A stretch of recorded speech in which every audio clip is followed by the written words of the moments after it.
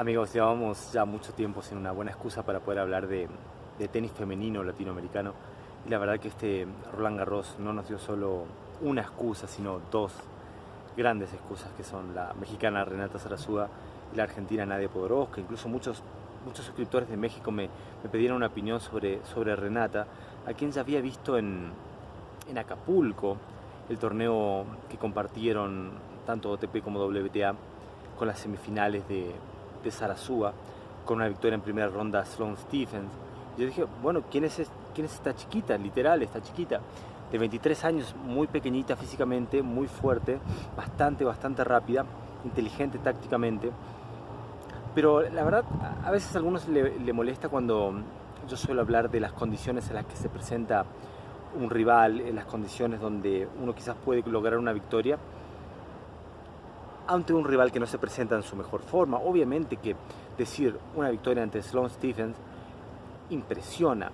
La versión que mostró la norteamericana en ese partido fue muy pobre. Fue muy pobre. Yo dije, bueno, habrá que verla en una cita un poco más pareja, con una rival que la exija mucho más.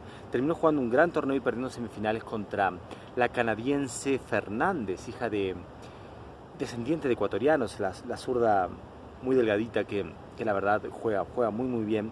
Y dije, bueno, habrá que tenerlo en cuenta, habrá que ver qué pase. Bueno, después se vino todo el parate.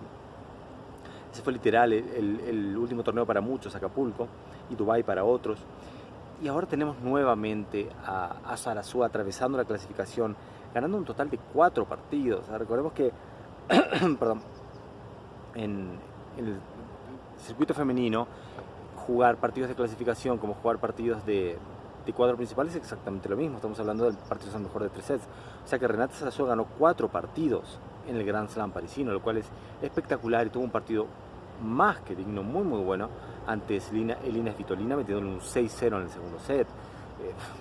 Yo creo que lo de Zarazúa es muy interesante. Obviamente que va a tener que trabajar alrededor de algunas limitaciones y algunas realidades físicas, como el hecho de apenas poder sobrepasar el 1,60 m, si es que se lo sobrepasa, con un saque bastante respetable para la altura. Una particularidad que a mí me llamó la atención, el hecho de invertirse en algunos momentos para el revés.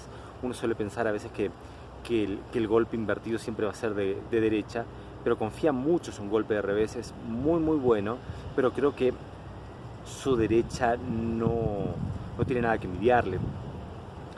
Si yo fuese su entrenador, trataría de ponerle como modelo jugadores de la ATP, como digo, Schwartzman. Yo creo que tiene que ser una jugadora que sea muy explosiva, explotar su velocidad y mejorar esa explosividad. Necesitamos una Zarazúa que realmente termine los puntos y agreda mucho más ante la primera posibilidad, porque no es un desborde ni un, ¿cómo podríamos decir?, de potencia y de tiros ganadores. No sobran la potencia y los tiros ganadores, no sobran los puntos cortos en la estrategia de Zarazúa, pero es una jugadora de una actitud competitiva excelente, de una gran velocidad, llega prácticamente a todas las pelotas, es muy fuerte de piernas.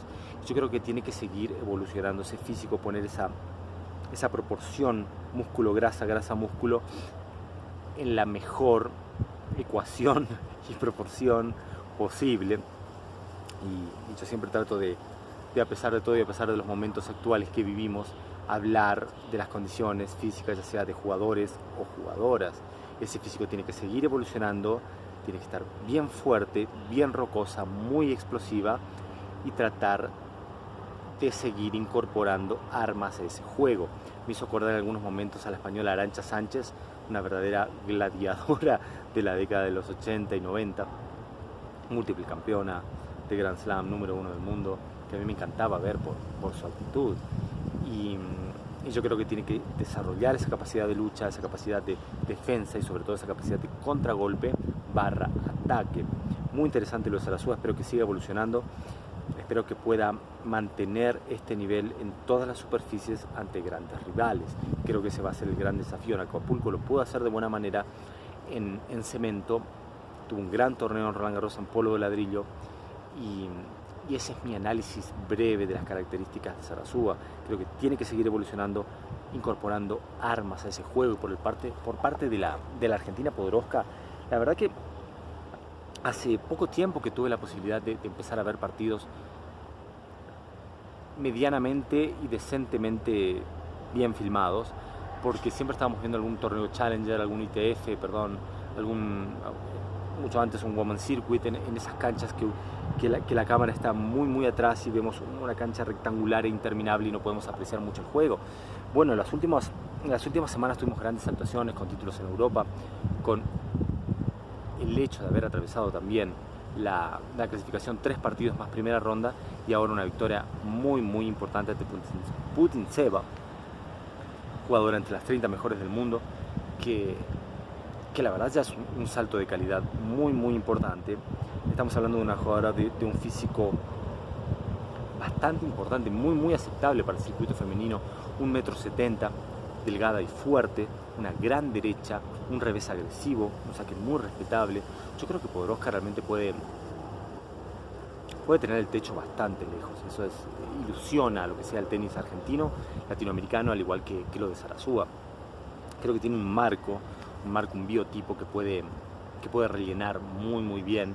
Y estamos en épocas donde tanto la mexicana como la argentina tienen 23 años, comparten el mismo año de nacimiento. Quizás podemos decir comparten un revés a 2 manos, aunque decir eso en tenis femenino no es tan especial. Y el hecho de que ya no estamos con las niñas prodigio de los años 70, 80, donde por ejemplo Gabriela Sabatini tenía 18 años, 19 años y decíamos, ¿cuándo va a ganar su primer Grand Slam Gabriela? Se le está pasando el tiempo.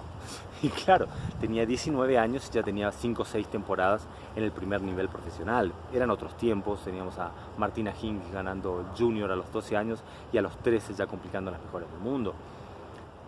Son nuevos tiempos, la preparación física hace que las más jovencitas y los más jovencitos necesitan más tiempo para poder llegar a la capacidad, al ritmo y a la intensidad de los mayores, lo cual me parece de alguna manera también muy aceptable porque no le corta la carrera a un jugador. Yo recuerdo haber tenido en algún momento 16, 17 años y decir, bueno, sí, si me preparo bien y si invierten un poquito en mí puedo mejorar muy. No, ya tenés 16, 17.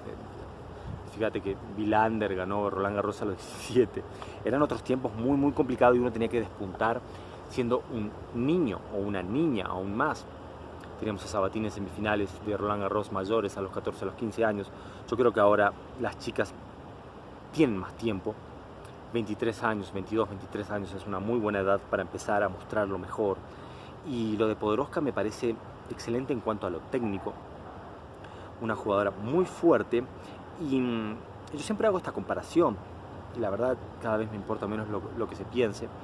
Cuando uno no puede diferenciar mucho lo que sea la técnica ante ATP y WTA, es una gran señal para una jugadora. Yo recuerdo la pureza técnica de las jugadoras argentinas en la década de los 80, cuando teníamos a Gabriela, Patricia Tarabini, Inés Gorrochategui, que uno, si no fuese por la potencia y por la vestimenta, no podía diferenciar el juego de una Mariana Pérez Roldán, de una Gabriela Sabatini con un Guillermo Pérez Roldán, con un Franco Davín. Era la misma pureza técnica, el mismo revés a una mano, el top spin, el juego de variantes de fondo, la subida a la red, todos los golpes, hasta que vimos una época en lo que era todo potencia, todo pegarle plano para adelante, sin demasiadas variantes. Por momentos veo a Podoroska, me olvido de la faldita, me olvido del cabello largo y me parece ver una derecha por momentos de Rublev, un revés bien atacado de cualquier jugador ATP. Obviamente que hay una diferencia de potencia, pero lo que muestra Podoroska es muy bueno y pega de esta manera de los 13, 14 años. Estuve viendo videos de entrenadores del pasado que trabajaban con Nadia y la verdad que es una jugadora que agrede muy bien y tiene una interesante capacidad de defensa. Ver a una jugadora WTA resbalando de gran manera y defendiendo es una gran señal. Así que yo creo que tenemos mucho para esperar de estas dos chicas en una jornada donde tuvimos victorias de latinoamericanos muy interesantes y mucho que está pasando, pero quiero separar esto en estas dos jugadoras que tanto estuvieron solicitando un análisis en el canal. Así que eso es lo que tengo para contarles. Así que ya saben, si les gustó no olviden de darle like y no olviden suscribirse al canal. Nos vemos la próxima.